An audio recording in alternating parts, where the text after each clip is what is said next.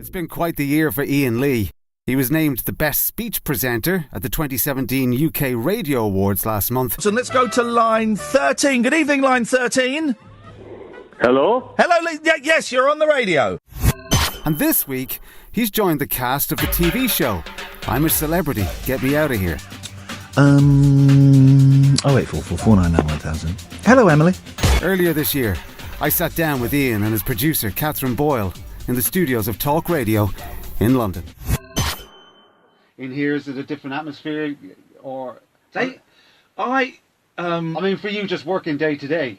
Well, I had my bosses, my immediate boss. I've got kind of three bosses, and they are amazing. But to the point where they leave us alone so much, to the point where I actually had a row with my immediate boss the other day, Denny, because he doesn't give any feedback. Now, the reason he doesn't give any feedback, he does occasionally, but the reason he doesn't give any feedback is because he just trusts what we're doing. That's all right. And he likes what we're doing. But no if I get too much feedback, I get nervous. And if I don't get any feedback, I get nervous. And he also doesn't take compliments. So it is a hard job. I don't take compliments and I don't take criticism. And I said to Denny, you've got to let me, I don't know if you're liking what I'm doing. You've got to tell me you like it or if you don't like it. But he's actually, he's brilliant. And we had an argument. Not a row, we had an argument on the phone about the content of one particular show. The way he wanted it to go one way, I wanted it to go another way, and we had an argument. And in the end, get this, guys, we compromised. I don't believe that. No, it's incredible. We compromised, and we had about 50% of his and about 50% of mine, and we did it. And I said to him at the end, I said, I really appreciate the fact that we are having... It wasn't even an argument, it was a passionate conversation. I said, it's really good to have a boss where we can have a passionate argument about stuff, and at the end we can walk away both feeling happy. Because I've not had that since I was at LBC, which was 12 years ago. A boss, and then it was David Lloyd, a boss where I could go in and argue my case, and he would argue his case, and we'd reach a compromise. Rather than being told what to do and what not to do, and here's the guideline and blah, blah, blah. Well, in the great scheme of things, this is my boss's house and I'm playing in it. And if he comes in and says, this is what you have to do, then fine, then that's what I'll put forward my case, but I'll do what he wants. But it was so refreshing to have an intelligent, grown-up, slightly shouty conversation on the phone, and at the end of it, metaphorically shake hands and both walk away happy. But the radio show, I think it lost its way a little bit over the last few months and got a little bit heavy, and heavy is fine, but I think I don't think there was enough light to combat the shade. Right. So now I think we've gone kind of the other way a bit, and there's a lot of light and not much shade, and I just want to bring it back about that much again. But it's still not what it's going to be in 6 months' time, and it will keep evolving. And yes. I kind of ride the wave with it, really. Yes, do you? Yeah. As long as they let us carry on riding the wave, we'll be all right. Well, one word I've heard used, now I haven't used it, but I've heard Bollocks. used about it. Bollocks. No, 2 words I've heard used. But one of them was brave, believe it or not. People say you're brave. No. What you're doing is, well, I'm only saying what people are Firemen telling. are brave, No, I soldiers mean, are brave. all This right. is just... I don't mean that kind of brave. You know what I mean? Professionally on the air, you're brave. You do brave stuff, as in, most people wouldn't take the risks, maybe. I tell you what it is, for me, it's experience. Sure, really yeah, is. yeah, It's years of experience. When I did a little bit of radio before I got on TV, a little bit, and then when I was on TV, I did some stuff at XFM, and I didn't really know the rules of radio, so we would just go in and piss around, and most of the stuff in XFM was pretty ropey. But then I went to LBC, and that's when radio kind of became my career, and I got this brilliant producer called Chris, and he'd never produced before, and I'd never really presented before. We didn't know the rules, and we had boss David Lloyd and Scott Solder, who we were brought in because LBC's audience was old Jewish women, and they were dying. That's what they said. The audience is dying. Who doesn't want that? Well, no, literally, they're getting old and dying. We need to get in a young, hip audience. And me and Chris didn't know the rules, so we just made it up. We just went in and went, right, what is going to make us laugh today? And we made it up, and some of it was brilliant and some of it was awful. But the skill that I've always had, sorry, not the skill, the skill that I kind of got during the 11 o'clock show and I developed over time is getting the most out of talking to people. The thing was, I didn't want to be a producer, and I think I had the luxury of being able to sit back and watch from afar for a good year at what was going on, what was working. You're laughing at Shock Eyes? I know. Go on, you tell. I'll explain Shock Eyes. Go on, you.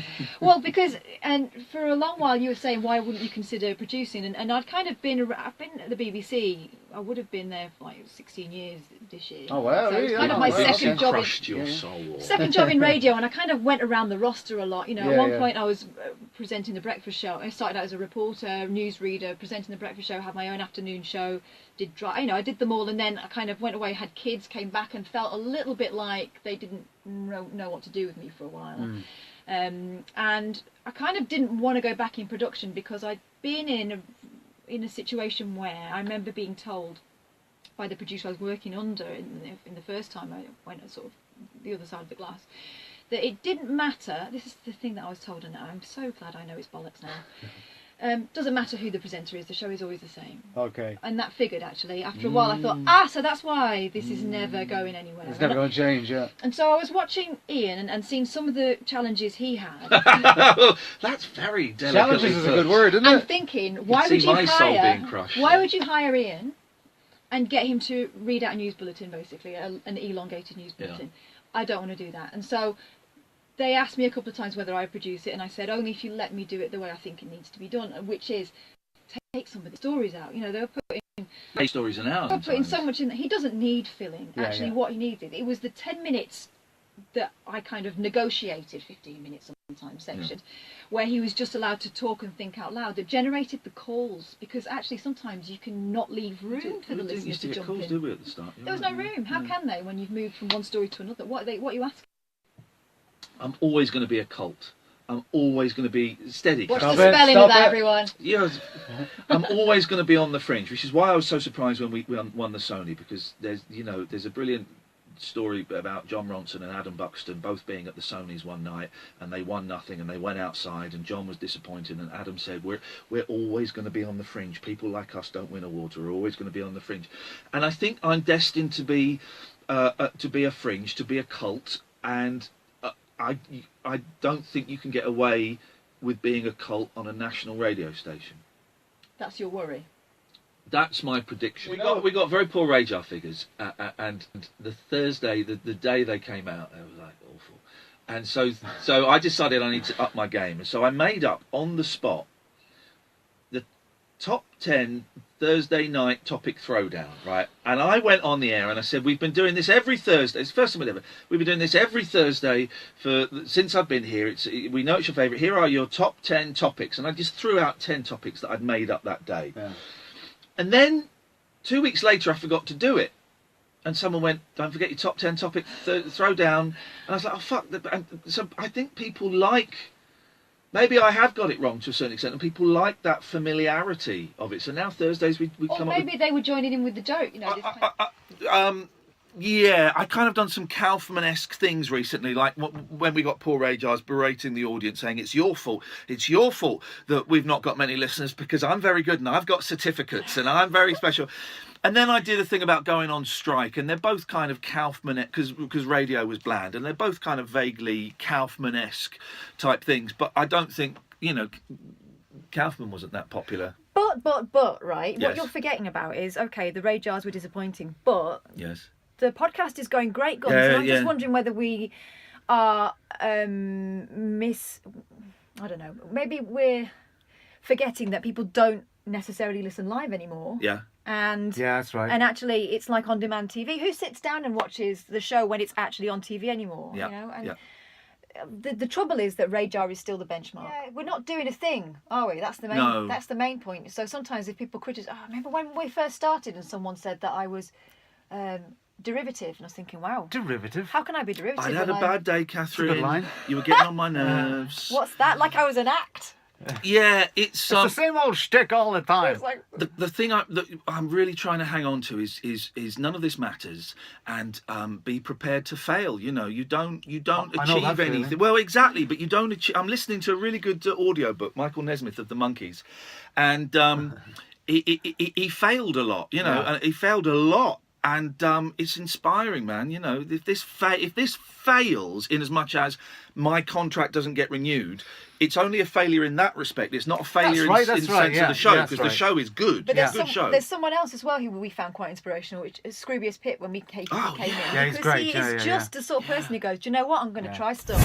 There you go. Now here's the secret bonus bit for those suckers that aren't that were watching us online. Screw those losers. Here's the thing: everything we just said was bollocks.